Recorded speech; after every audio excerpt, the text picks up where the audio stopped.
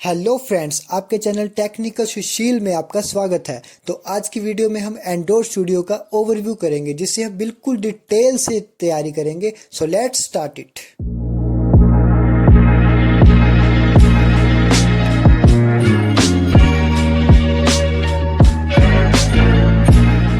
इसको ओपन करने में काफ़ी टाइम लगेगा क्योंकि इसमें बहुत सारी फाइलें हैं, एक बहुत बड़ा फ्रेमवर्क है, तो इसे ज़्यादा टाइम नहीं लगता।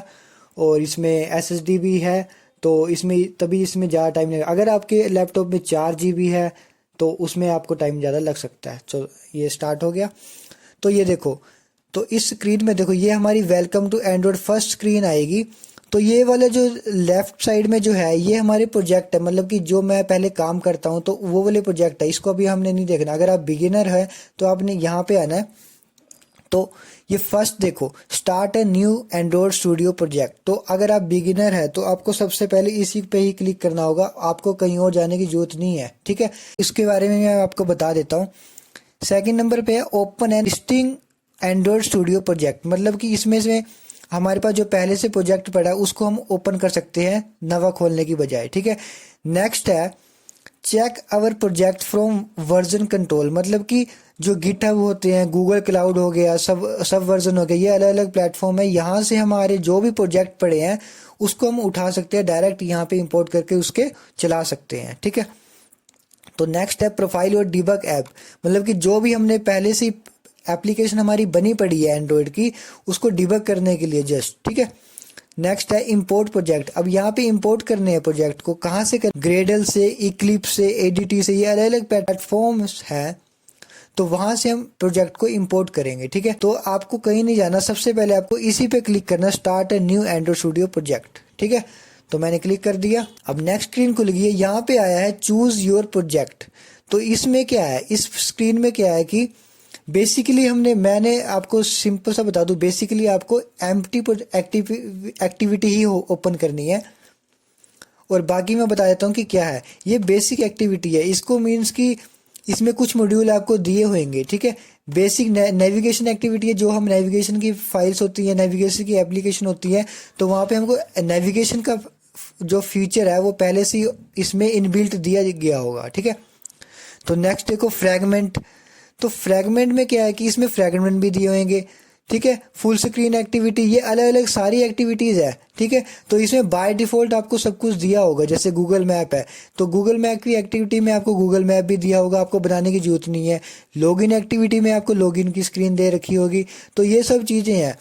तो अगर आपने अपनी न्यू ऐप बनानी है, अपने खुद से कस्टमाइज करनी है, तो आपको एम्प्टी एक्टिविटी क्लिक करना होगा। ठीक है, और ये देखो, ये फोन और टैबलेट के लिए ये सब चीजें थी। और यहाँ देखो, ये है वियर ओएस, मतलब ऑपरेटिंग सिस्टम जो है वो, जैसे कोई वॉच होती है, कोई वॉच होगी, कोई फेस हो गया, ब्लैंक वियर एक्टिविटी होगी, तो उनके लिए किसी घड़ी वगैरह के लिए जो आजकल जो एंड्रॉयड में घड़ी वॉचेस बनने लगी है, तो उनका ऑपरेटिंग सिस्टम के लिए भी ये ऐप्स बनाई जाती है। ठीक है, नेक्स्ट है टीवी, जो टेलीविजन, एंड्रॉयड टेलीविजन अब जो आ गए हैं, तो उनके लिए भी एप्लीकेशन बना सकते हैं। एंड्रॉयड ऑटो के लिए भी बना सकते हैं, जो टेलीविजन पे ऑटोमेटिक चलते हैं। एंड्रॉयड थिंग्स, जो अलग अलग थिंग्स होती है। ठीक है, तो हमने क्या करना है, फ़ोन और टैबलेट में ही जाना है और एम्प्टी एक्टिव पर क्लिक कर नेक्स्ट कर देना है। अब नेक्स्ट में क्या आ गया हमारा, अब इसमें क्या है, कॉन्फ़िगर या प्रोजेक्ट, मतलब कि यहाँ पे हमने अपनी एप्लीकेशन का नाम देना है। ठीक है, तो सपोज मैं यहाँ पे दे देता हूँ डेमो ऐप।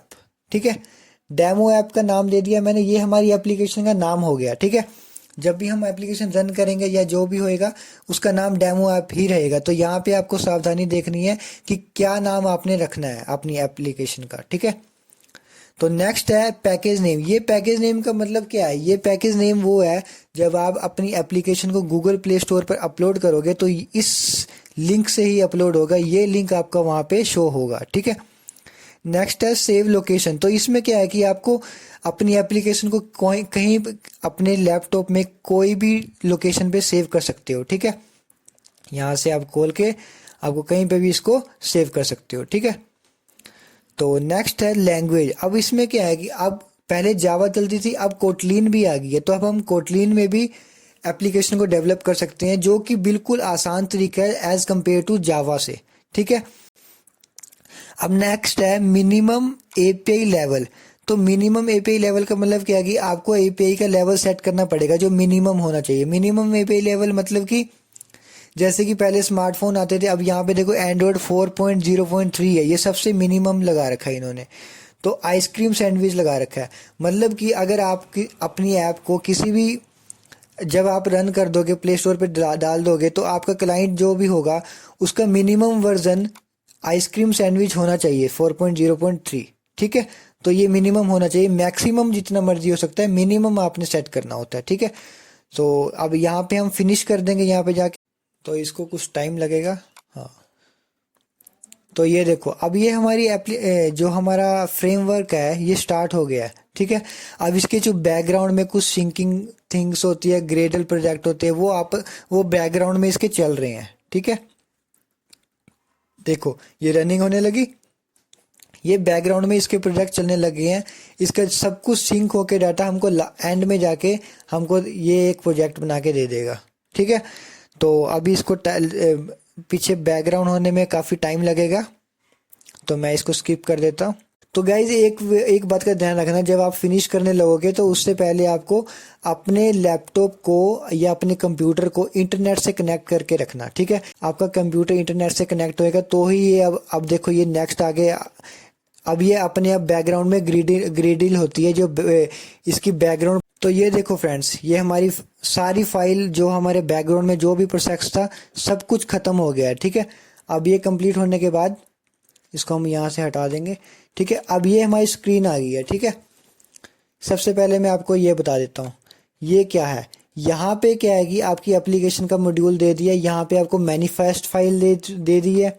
ठीक है, जिसके अंदर आपको आपकी मैनिफेस्ट सेट करना पड़ेगा। यहाँ पे आपका एप्लीकेशन का नेम आ गया, देखो डेमो ऐप। ठीक है, आपका नेम आ गया। ठीक है, और ये आ गई आपकी मेन एक्टिविटी। तो मेन एक्टिविटी में देखो ये आ गई आपकी मेन एक्टिविटी और ये आ गई आपकी एक्सएमएल फाइल। ठीक है, ये आ गई आपकी एक्सएमएल फाइल। यहाँ पे आप अपनी ऐप को डिज़ाइन कर सकते हो, ड्रैग एंड ड्रॉप का फीचर है, यहाँ पे इमेज व्यू है, बटन है, तो ये अलग अलग फीचर्स है। तो यहाँ से आप इसको सिंपली ड्रैग एंड ड्रॉप कर सकते हो। ठीक है, तो इससे पहले मैं आपको और चीज़ें भी बता देता हूँ।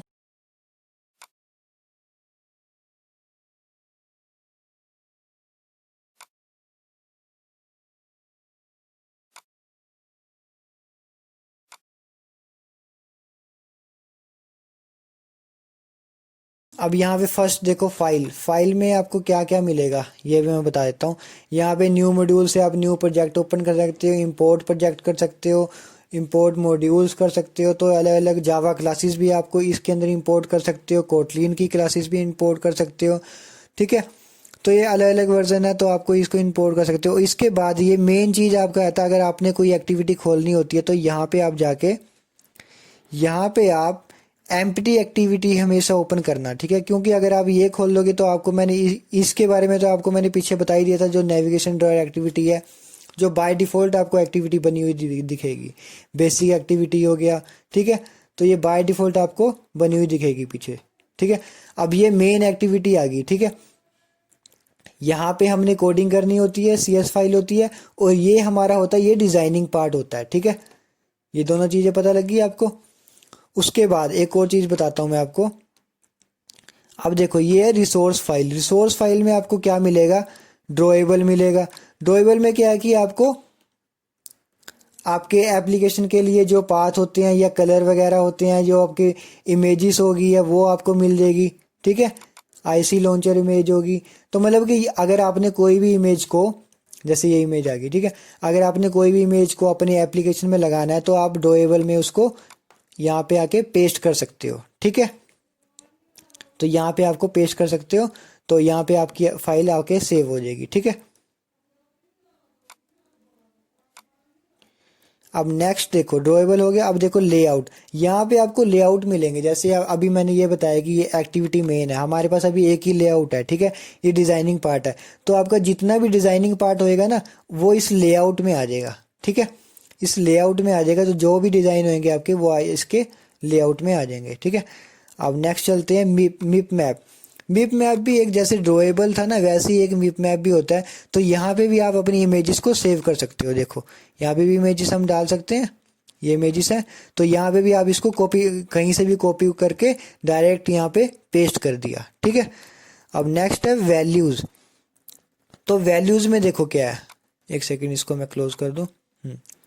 तो वैल्यूज में देखो क्या, वैल्यूज में आपको कलर मिलेंगे, स्ट्रिंग मिलेंगे। कलर्स मिल की आपने जैसे अपनी एप्लीकेशन के बैकग्राउंड पे या अपने फॉन्ट के कलर चेंज करना, तो वहां पे आप कलर दे सकते हो। जैसे कि फॉर एग्जांपल ये दे रखे है, देखो अब यहाँ पे कलर का नेम देखा है, ये कलर का कोड दे रखा है यहाँ पे हमारा, ठीक है। ये कलर का, यहाँ पे कलर भी बता रखा है ये कौन सा कलर है, ठीक है। यहाँ पे कलर का कोड दे रखा है, ये कलर बता रखा है इसका, ठीक है। तो ऐसे ये कलर भी है कि हम किसी भी फॉन्ट को, किसी बटन के कलर को, इमेज के कलर को यहाँ पे चेंज कर सकते हैं, ठीक है। चलो इसको क्लोज कर देते हैं। अब नेक्स्ट है स्ट्रिंग। तो स्ट्रिंग का मतलब क्या है कि यहाँ पे अब देखो, जो हमने अपनी एप्लीकेशन का नाम लिखा था वो यहाँ पे आ गया, डेमो ऐप आ गया ना। तो मतलब कि यहाँ पे आपने कोई भी स्ट्रिंग वैल्यू में डाटा स्टोर करना है तो आप यहाँ पे कर सकते हो, ठीक है। नेक्स्ट है स्टाइल। तो स्टाइल में क्या है कि आपको इसका स्टाइल सेट कर सकते हो। जैसे कि फॉर एग्जांपल यहाँ पे हमने अभी ये स्टाइल बना रखा है कलर के लिए, मतलब कि जैसे किसी कोई थीम बनानी हो हमने, या किसी बैकग्राउंड को सेट करना हो, तो उसका हम कलर बना के उसका स्टाइल बना सकते हैं कि उसी स्टाइल में अगर इस नेम को हम कभी लगाएंगे तो उसी स्टाइल में लग जाएगा, ठीक है। तो ये तो हो गया कंप्लीट, ठीक है। रिसोर्स फाइल हमारी कंप्लीट होगी। अब देखो ये है लास्ट और main important part, Gradle script part, ठीक है। इसमें क्या है कि हमारी ग्रेडल फाइल होती है, ठीक है। अब देखो ये जो फर्स्ट है बिल्ड और ग्रेडल, ठीक है। इस बिल्ड और ग्रेडल में हमारे पास है, यहाँ पे हमारे पास क्लास पाथ सेट करना होता है, ठीक है। ये बाय डिफॉल्ट सेट होएगा। वैसे अगर आप नॉर्मल ऐप बनाओगे तो यहाँ पे आपको कुछ चेंजेस करने की जरूरत नहीं है। अगर आपने कुछ इंटरनेट से कनेक्टेड ऐप बनानी है या ऑनलाइन ऐप बनानी है, वीडियोस अपलोडिंग वाली, जैसे फायरबेस से कनेक्ट होती है, तो अलग अलग ऐप्स होती है, तो वहाँ पे आपको इसकी चेंजेस कर सकते हो। बाकी नॉर्मल ऐप्स में आपको यहाँ पे कोई चेंजेस नहीं करना, ये वैसे का वैसे रहेगा, ठीक है। इसका मेन चीज़ आती है बिल्ड डॉट ग्रेडल में, ठीक है। यहाँ पे होता है मेन, देखो वहां पे हमने क्या किया था, मिनिमम एचडी के वर्जन कितना डाला था, 19, ठीक है, 19 डाला था। और टारगेट वर्जन कितना है इसका, 29, और कंपाइल एचडी के वर्जन 29, मतलब कि मिनिमम तो ये 19 पे चलेगी और मैक्सिमम इसका कुछ नहीं है, मतलब जो भी लेटेस्ट आएगा उस पर चल जाएगी, ठीक है। उसके बाद इसका वर्जन नेम देखो 1.0 आ गया, ठीक है। वर्जन कोड हो गया 1, ये बाय डिफॉल्ट सेट हो जाते हैं। मेन चीज़ यहाँ पे है कि हमने यहाँ पे डिपेंडेंसी है, ये जो डिपेंडेंसी है ना, इसके अकॉर्डिंग ही हमने सेट करना होता है कि जैसे अगर हमने कि अपनी ऐप में कोई बटन जैसे फॉर एग्जांपल कोई इमेज लगानी है, कोई सर्कल इमेज लगानी है, ठीक है। उसके बाद हमने कोई ग्राफिक लगाना है उसके अंदर, या फिर उसके अंदर हमने कोई अलग से लेआउट लगाना है, ठीक है। जैसे ये अभी यहाँ पे बाय डिफॉल्ट कौन सा लेआउट होता है, कंस्ट्रेंट लेआउट होता है एंड्रॉइड स्टूडियो में, ठीक है। तो ये बाय डिफॉल्ट कंस्ट्रेंट लेआउट लगा होता है, तो उसकी ये डिपेंडेंसी लगी पड़ी है, ठीक है। तो मेक श्योर कि आपकी डिपेंडेंसी लगी हो, उसके बाद ही आप कुछ लगा सकते हो। जैसे सर्कल इमेज लगा दिया आपने, कोई बटन लगा दिया, कोई इमेज लगा दी, कोई थंबनेल लगा दिया, ठीक है, रिसाइकलर व्यू लगा दिया, लीनियर लेआउट, जो भी लगाना है आपने, तो उसके लिए आपको डिपेंडेंसी यहाँ पे सेट करनी होगी, ठीक है। ये सेट करने के बाद आप यहाँ पे आप सिंक करके उसको सेट कर सकते हो, ठीक है। अब नेक्स्ट एक और चीज़ मैं दिखा देता हूँ आपको। इसमें कुछ और इम्पोर्टेंट तो है नहीं, लोकल प्रॉपर्टीज़ में भी कुछ है नहीं इम्पोर्टेंट, और ग्रेडल प्रॉपर्टी में भी कुछ नहीं, बस आगे इसमें और कुछ इम्पोर्टेंट चीज़ें नहीं है, ठीक है।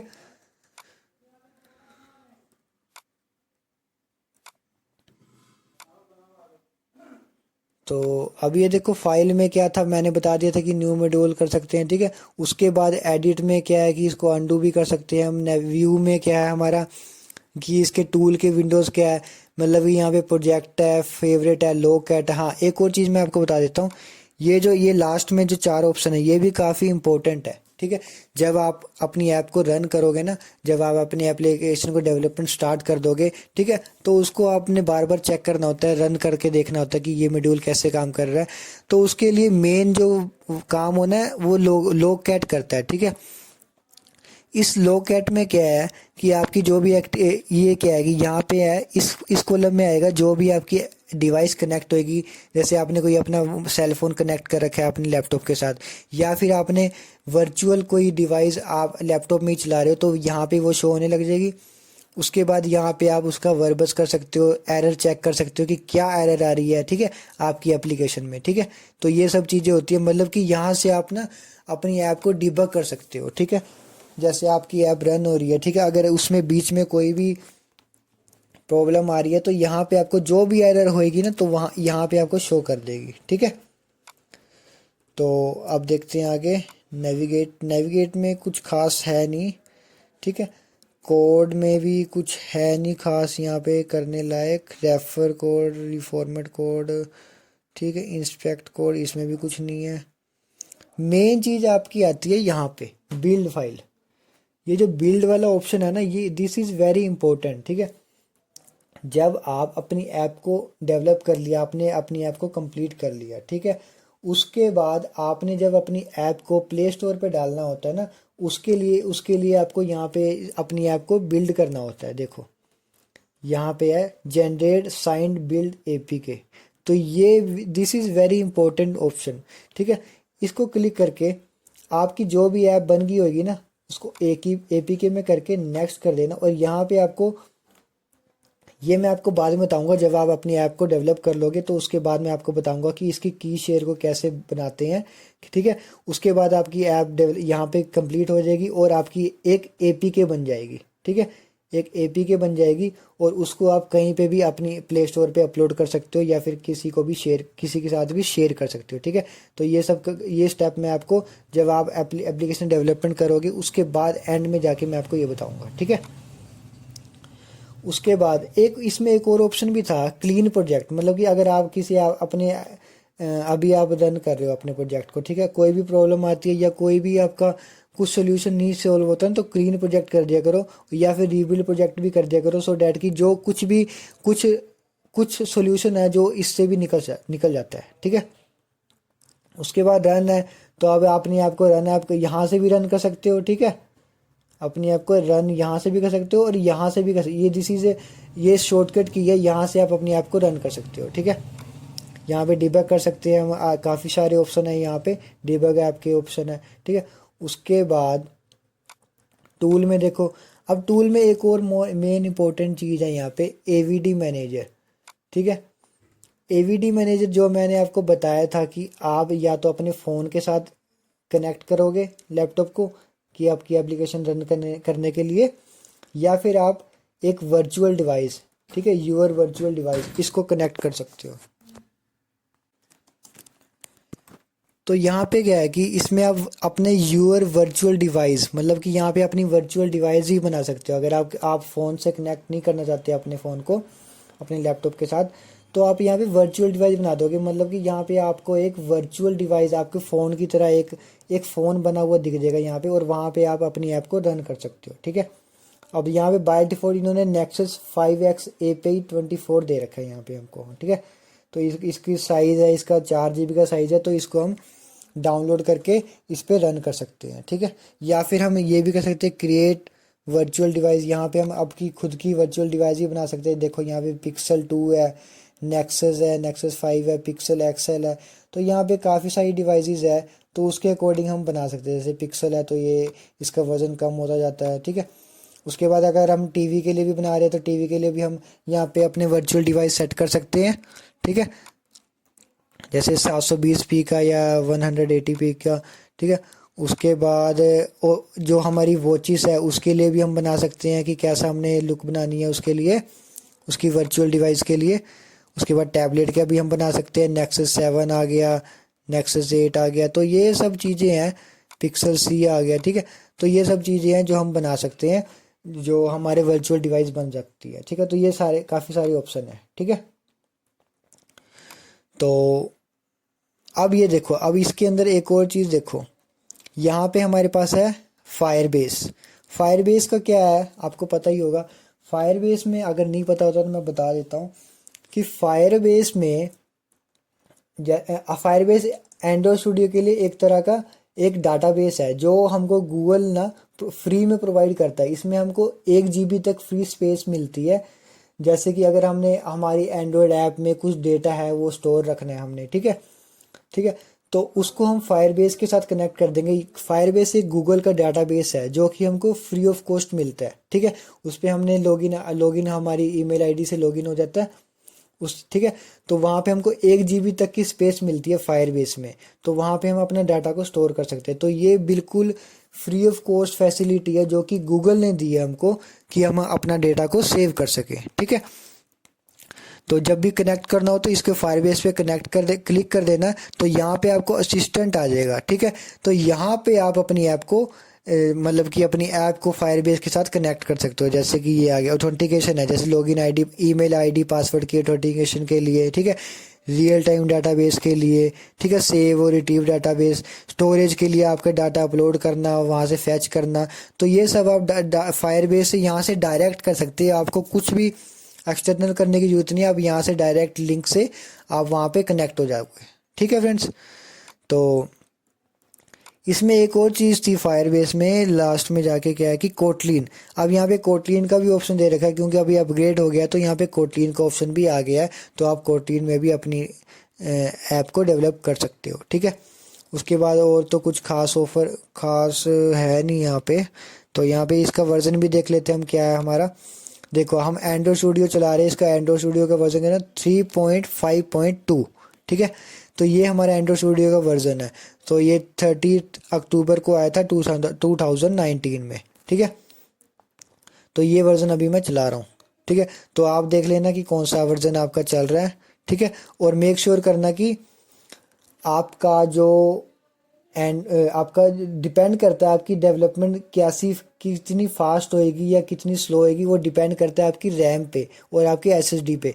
तो आपकी कंप्यूटर का जो भी एसएसडी या रैम है उसको बढ़ा के रखना, मतलब कि अगर मैक्सिमम 16 GB तो रखना ही रखना अगर आपने फास्ट डेवलपमेंट करनी है। क्योंकि अगर कम रैम होगी 4 GB में आप इतना कुछ नहीं कर सकोगे, मतलब कि बहुत स्लो चलेगा आपका सिस्टम। मैंने यूज़ करके देख रखा है तो बहुत स्लो चलता है, बहुत स्लो स्पीड आएगी आपको, ठीक है। तो आप रैम को बढ़ा देना और मेक श्योर कि आपका इंटरनेट कनेक्टेड हो, ठीक है फ्रेंड्स।